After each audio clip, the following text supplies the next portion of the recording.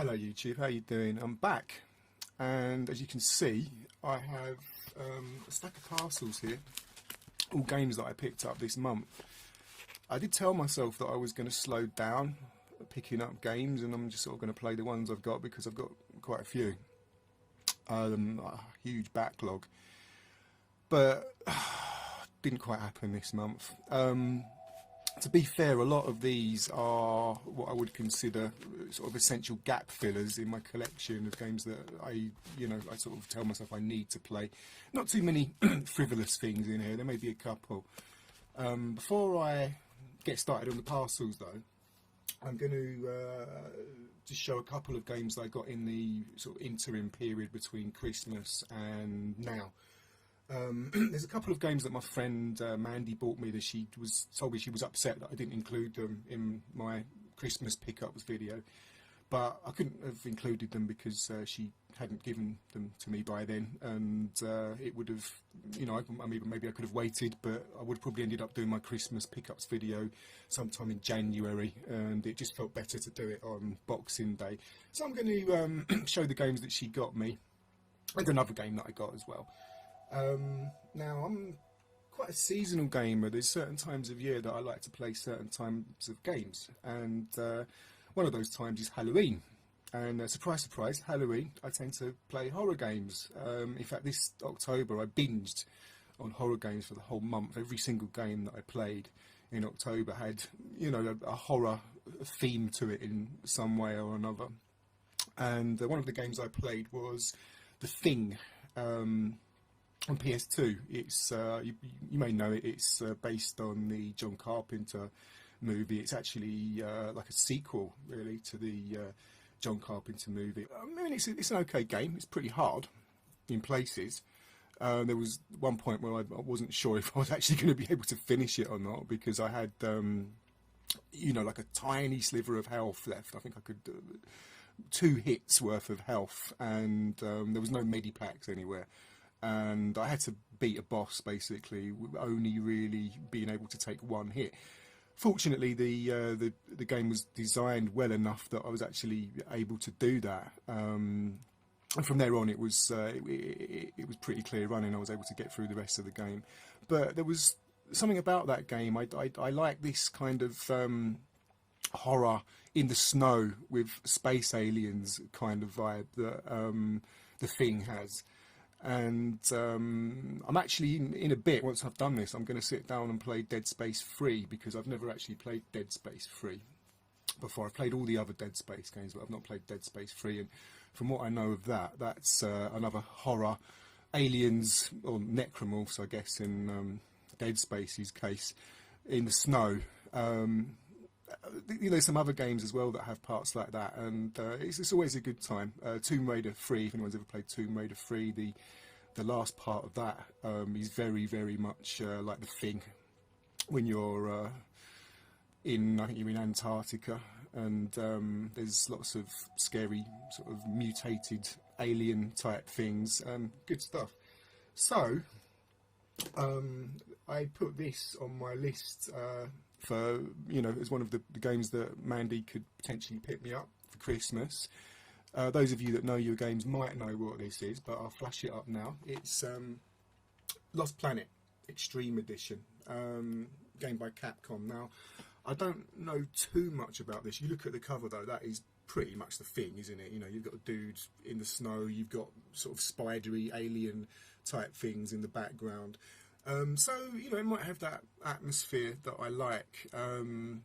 This got lukewarm reviews, but if you remember from my last video, I don't really let reviews sway my opinion about whether I'm going to play a game or not. I'd like to make up my own mind. So, I've heard some people really like this game. Some people think this game's terrible, or at least okay. But, I'm going to give it a go and make up my own mind. If it's got that snowy, horror, alien, mutant vibe, might like it, you never know. And the other game is, this is kind of like a weird kind of game, really. If you look at, not that I've played it, but from what I've read about it, if you look at professional critic reviews of this game, it got absolutely slammed. But then if you go and look at gamer reviews, you know, user reviews of this game, a lot of people think this game is really good. And it's this, Lair. Now, I think the bone of contention with this game is that you're pretty much forced to use 6-axis. Now, I can take or leave 6-axis. I normally leave it, to be honest with you. If there's a 6-axis option in a game, I normally switch it off.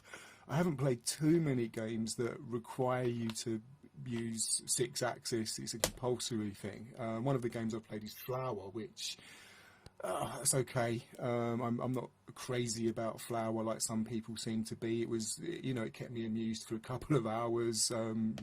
Not an awful lot to it. You just sort of fly from one end of the game to the other. It's not really a game, really. It's more of a kind of interactive experience. But the 6-axis was okay. I could deal with it. And I'm hoping that I can deal with it in this as well, because I think this looks okay.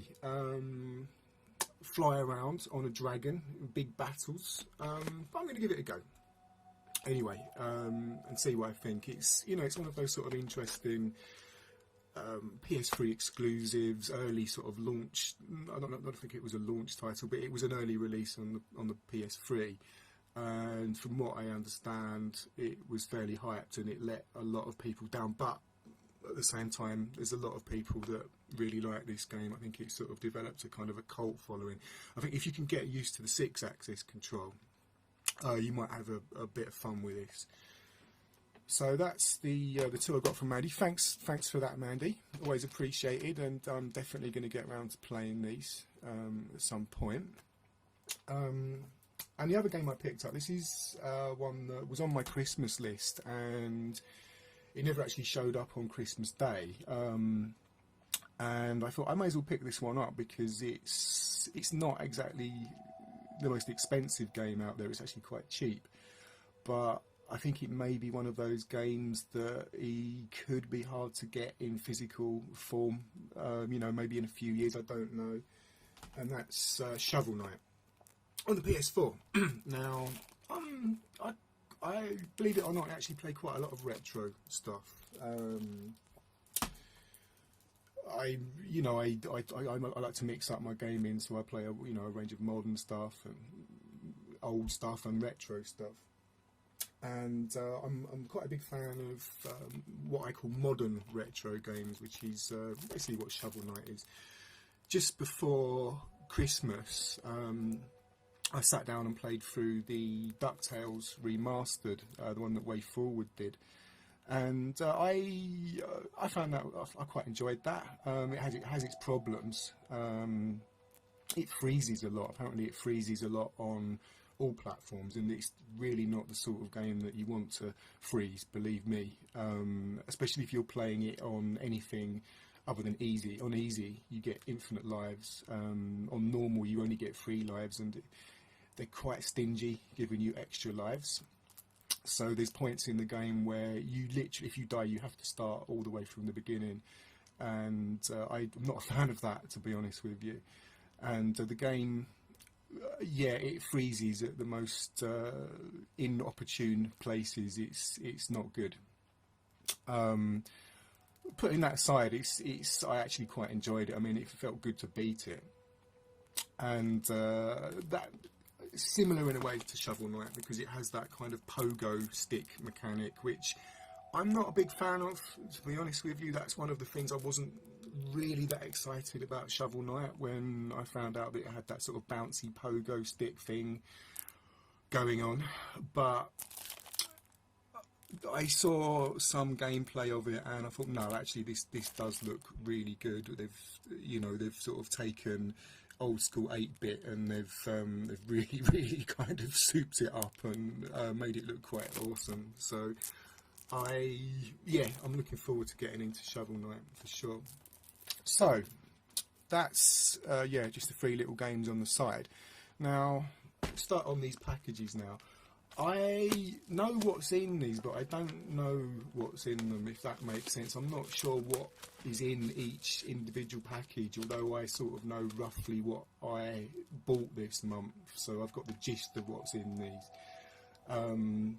This is going to be very random. I'm going to sort of just take these, I'll probably just work my way from left to right until I've done them all. So it's mainly PlayStation stuff. There's probably going to be a bit of everything, bit of PS3, bit of PS4, bit of PS2, no PS1. And there's probably going to be a couple of Nintendo games in here as well. I don't think there's any Xbox. I didn't pick up any Xbox this month, sorry. So without further ado, let's start this. Now, normally I would have no self-control and I would just sort of rip open these packages in a mad frenzy, but because I'm putting this out to the public, I'm going to show a little bit more decorum, I think, when it comes to opening these packages. And I've got like a pair of scissors, and I'm going to neatly cut open the packages, unless they've got one of these Amazon Terry things on them, which makes it easy to open, and I'll just use that because you might as well. So let's start with this one. This has got a Terry thing on it, so I don't need to use the scissors. So open that up, and it is, oh, okay, it's not a PlayStation game. This is Dragon Quest 5, brand new. It's the American version, because you tend to find with the DS, a lot of the time the American versions sometimes work out cheaper. I don't know why. I don't know if it's because they press more of them, so there's more to go round, and the UK versions become more rare. But anyway, yeah, Dragon Quest 5. Now, I have only really just started getting into the Dragon Quest games. Obviously, I've been aware of the series for quite a long time, and I've owned Dragon Quest 8 on the PS2, 10 and 6 on the DS for a long time as well. I've not played them. If you remember from my last video, I like to play games sequentially. I'll start with the first game in the series and I will work my way through. And I've literally only just started on Dragon Quest. I played Dragon Quest 1 a couple of weeks back. I have that on the iPad. And it was pretty good. I mean, you've got to remember that that's one of the first, it is really, I think, the first ever JRPG in that style that, you've sort of become accustomed to with games like Final Fantasy, etc. So, yeah, I enjoyed that. It's a very short game, but it's very tight, and it's interesting in that you can literally go anywhere. If you know Final Fantasy games, they open up, but they've always been kind of linear in that you're sort of fenced in to certain areas and you have to do something before you can unlock the next area. And it's pretty been like that with all the Final Fantasy games I've played. I've played all of them up to about 9. I haven't played 10 and beyond, but I've played all the Final Fantasy games up to 9. And Dragon Quest's completely different, it seems. The first one, at least, it's literally you're just plonked in the middle of the map and you can go pretty much anywhere you want. Obviously, you're going to get absolutely smashed if you go into a place that's too high level for you, but you're still allowed to do it. So, yeah, I needed to fill some gaps in my Dragon Quest collection. I didn't have 5, so I got that. This wasn't super cheap. Normally I'm quite cheap with buying games. I'll wait until they drop in price and I'll pick them up for a bargain. But Dragon Quest RPGs, as you might know, tend to hold their value. So this wasn't super expensive, but it wasn't super cheap. But it's just one of those games that I've got to get around to playing eventually, because I want to play all the Dragon Quest games. Luckily with Dragon Quest, it's actually fairly straightforward to play through all the Dragon Quest games, in that there's not a lot of side games. I know there's a few. You've got Dragon Quest Heroes, Dragon Quest, it's called Dragon Quest Swords on the Wii or something like that. But there's not that many side games. With Final Fantasy, it's the complete opposite. You've got an absolute ton of spin-offs with Final Fantasy. So if you want to play through everything, and literally everything, not just the main season games or the main series games rather, yeah, you're in for the long haul. With Dragon Quest, like I said, not so many side games. It tends to be more focused on the main games in the series. So yeah, I now have 5, so that's another gap filled in my collection. So let's do this next one. In fact, you know what? I'm not even opening these on camera. I can just rip these open. It's not really going to make much of a difference, is it? So what we got here? Oh, okay. It's in bubble wrap. Now, I did buy this. Yes, it is sealed. I can see the seal. Okay, this might be a... You might think, oh, why the hell did you get this one? That's a bit weird. But I'm just going to take it out of the bubble wrap so you can see it a little bit more clearly. And it's a PS2 game. Aragorn's Quest. Now, you might be thinking, why the hell did you buy Aragorn's Quest on PS2? Now, if you've been following my game uploads, my walkthroughs, playthroughs, you probably know that I uploaded, I'm in the middle of Lord of the Rings Return of the King, and I did Shadow of Mordor as well, and that just got me into sort of looking at some of the other Lord of the Rings games available on PlayStation. And I've actually played a few of them, but there was a few that I was missing. And I'm the sort of person, I have kind of like a mild, or maybe more than mild, gamer OCD, where if I get into a series of something, I pretty much just want to play everything in that series if I can. And I've actually played pretty much all of the Lord of the Rings games on PS2, except for the Third Age, which I do own, and I do want to get around to playing that, and this. I also have this on PS3 as well. That's another game that my friend Mandy bought me for my birthday this year. And apparently the PS2 version and the PS3 version are actually quite different.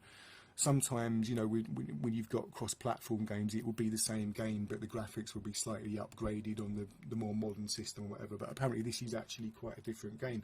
I'm not sure if it's going to be any good. I did look at reviews and they were saying, oh, this is kind of a bit rubbish, but I've still got to play it because I want to play. I want to try and play all of the Lord of the Rings that came out on, or the cinematic Lord of the Rings at least, that came out across PS2, PS3, and PS4 as well. Because obviously Shadow of Mordor is on PS4. So yeah, Aragorn's Quest. Okay, so next one. This has got a teary thing. Okay. This is another Nintendo one. And I'm quite excited about this one as well. I don't know when I'm going to get around to playing it though. And that is Xenoblade Chronicles X. Now, if you like RPGs and if you've got a Wii U, then the chances are that this was one of the games that you bought a Wii U for. Because obviously there's not many. Well, I suppose, you know, there are quite a few games that come out on the Wii U, but this was one of the sort of the ones that was billed as being like a big kind of AAA exclusive title on the Wii U. I actually do own the Xenoblade Chronicles that came out on the Wii as well. I still have that sealed. The problem is these are absolutely huge, massive RPGs, and it's really a case for me of having the right time to get into them, because, you know, I want to make sure that it feels right for when I sit down and play through these, because I know that I'm going to be in for the long haul. So even though I may not get around to playing this for quite some time, I still felt obliged to pick it up. The thing is with these type of games is they don't get any cheaper. These aren't the sort of games that you can pick up for £2, you know, a couple of years down the line. These will hold their value, and these will actually probably get more expensive as the years go by. And I don't want to miss this. I really don't want to miss this, because, like I said, this is one of the reasons why you bought a Wii U, probably, if you're into RPGs. What I know about this is absolutely huge, massive, huge, open world, loads and loads of stuff to do. It looks absolutely fantastic from the screenshots here, from the gameplay footage that I've seen, but it's going to be a while before I get around to this, because I'm going to have to play the Wii one before I play this, and that's a big game in itself as well. And I might even look into playing some of the Xeno games that came out before that as well. I'm not sure how related they are. I don't think they are related in terms of story, but I don't know if it's part of the same franchise. You know me, I like to start at the beginning. So here we go, yeah. Xenoblade Chronicles X and the Wii U. Okay, so what's next? Okay, oh, okay. PS4 game. Assassin's Creed 4, Black Flag. Now, I'm a pretty big fan of Assassin's Creed. I've played all of the games, and I mean literally all of the games up to Assassin's Creed 3, including all the handheld games as well. And some of the DLC, I haven't played all of the DLC, because sometimes the DLC for Assassin's Creed is actually a bit of a rip-off, to be honest with you, not always.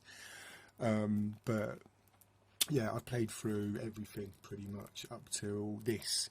I haven't played Liberation. I do own Liberation, and I'm actually going to play Liberation before I play this, obviously, because it came out before this. But yeah, this is you know, my next kind of main series Assassin's Creed game. Now, going back to being like a seasonal gamer, with Assassin's Creed 3, I literally only played that recently. I played that again just before Christmas. The reason I decided to play it at Christmas is because I'd seen clips of it, and if you know that game, at least half of that game is played in the winter in the snow, and it's really, really quite atmospheric.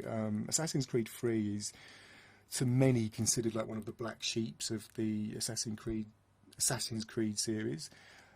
Personally, I actually thought it was pretty good. I mean, if that's the black sheep of a family, that's a pretty solid family.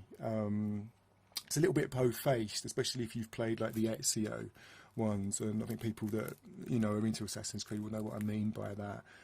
The character of Connor's a little bit po-faced, although, you know, you could argue that Altair was kind of po-faced as well, so, you know, it kind of fits really. You don't want necessarily everyone to be a cheeky chappy like Ezio, and presumably the guy of this, because I've heard he's not exactly the most serious character either.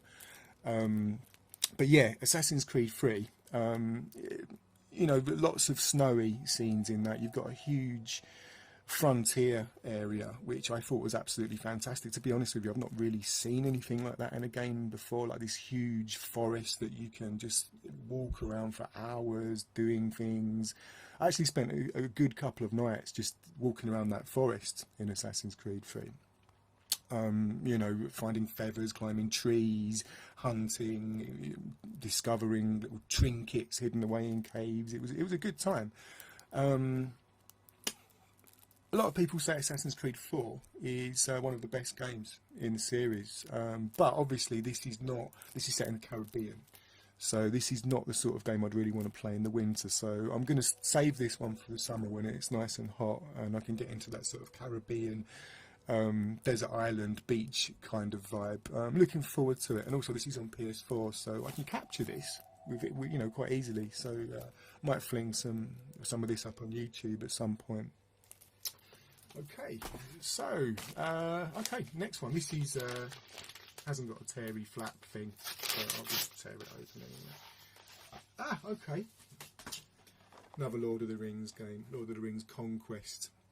Like I said, filling in my Lord of the Rings gaps in my game collection. Now, this is made by Pandemic. I didn't know that. Pandemic. I really like Pandemic, actually. They've done some pretty good games. They did the Mercenaries game. I've only played the first Mercenaries game, but that was pretty good. And they've done Destroy All Humans as well. I've played the two Destroy All Humans games that came out on PS2. I enjoy them. I like open world games. I really get into open world games, and yeah, good stuff. Now this, from what I understand, is kind of like a strategy game. It's meant to be okay, pretty good. Interestingly enough, this was actually released before Aragorn's Quest, so this will be my next Lord of the Rings game that I play, and then I will play Aragorn's Quest on PS2, and then I'll play the PS3 one. The PS3 Aragorn's Quest, I've heard, it's got kind of like a Zelda feel to it, so yeah, that might be quite interesting. Anyway, Lord of the Rings Conquest. Yeah, I'll see how that goes. Okay, 3 left. This one, I reckon this is going to be a DS game. You can tell by the size of the parcel. But let's see. Yeah, DS game. And surprise, surprise, it's another Dragon Quest. This is Dragon Quest. It's actually called Dragon Quest, The Chapters of the Chosen. But it's actually Dragon Quest 4. Now, as you may remember when I was talking about Dragon Quest, I said that I played Dragon Quest 1 on the iPad, and I also own Dragon Quest 2 and 3 on the iPad. The problem is you can get Dragon Quest 4 on the iPad, but I'd need to update my iPad's operating system, and I don't want to do that for a couple of reasons. One is that iOS is notorious. When you update the operating system on iOS, some of your older games can stop working, which I'm not playing that game. To be honest with you, I'd rather just play my old games and not buy new games if updating is going to make the old games go bad and stop working. So even though I could probably have got Dragon Quest 4 a lot cheaper on the iPad, I thought no, I'll get it on the DS. So here it is. Again, this isn't a new copy like my copy of Dragon Quest 5. This is a used copy, but it looks like it's in pretty good condition. And it has the manual and everything as well. And you know, what's the point in buying a sealed game, paying more for a sealed game if you have every intention of playing it? You know, if it's in good condition, it's going to end up the same at the end of the day. So this wasn't cheap necessarily for a used game, but you know, like I said, as an RPG, they tend to hold their value. But it's, you know, if I want to play through all the Dragon Quest games, got to have this one. So I have now. So I think I've got I think the only Dragon Quest game I don't actually own now is Dragon Quest 7, apart from a couple of maybe the side games I haven't got, but the main series I've got 1, 2 and 3 on iOS. I have 4 and 5 and 6 on the DS. I've got 8 on the PS2, 9 on the DS, so I just need to get 7 now. Apparently 7 is coming out on the 3DS, and it's also on the PlayStation. So there's a dilemma for you. Which one do I play? I don't know. I'll have to work that out when it comes that time. But I've got about another 5 RPGs to play through before then, so it could be some time. So I've got 2 left. This one, I think, pretty easy to open. And okay. Like my last video, there's a bit of a trend where I'm picking up quite a lot of RPGs at the moment, and this one's no exception. This is Sacred 3 on PS3. Now, I was trawling YouTube the other day, and I came across someone else's pickup video where they were talking about the Sacred series.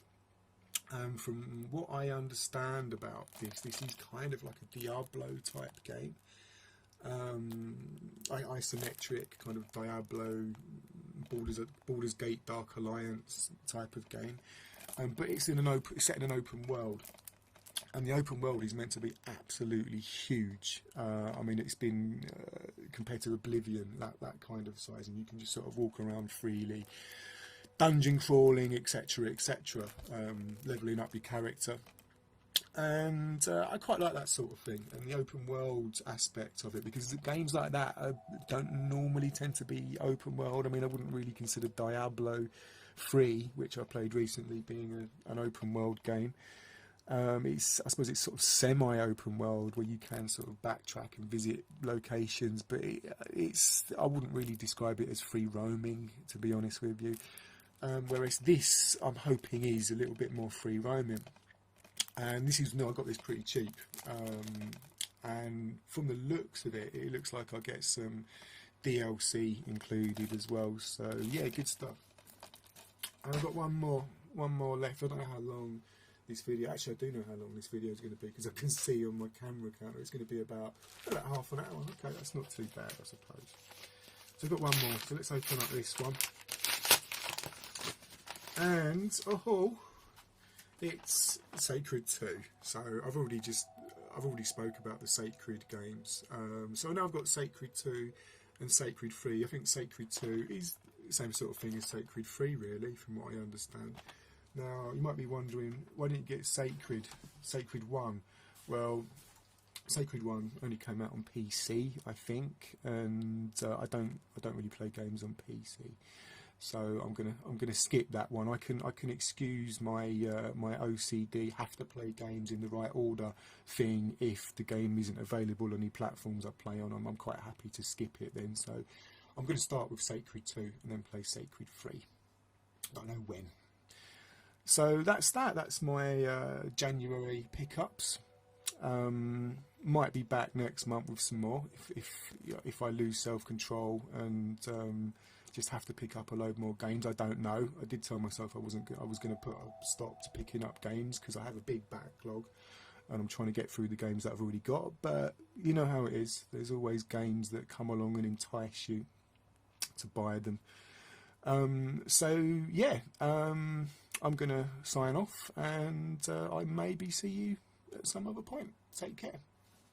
Stop the press because I have what in the UK is technically known as a Brucey bonus.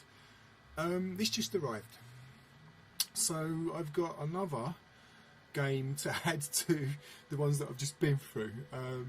Hadn't arrived when I started doing it, and I just literally stopped recording, and there it was. I haven't got a clue what this is. The size of it makes me think it could be a PS2 game, but I cannot remember what this is. I'm going to feel stupid because as soon as I open it, I'm going to remember what it was. But for now, this is like a mystery. So yeah, let's pop this one open, see what it is. It's a PS2 game, and it is okay, interesting. I literally ordered this 2 days ago, Sonic Gems collection.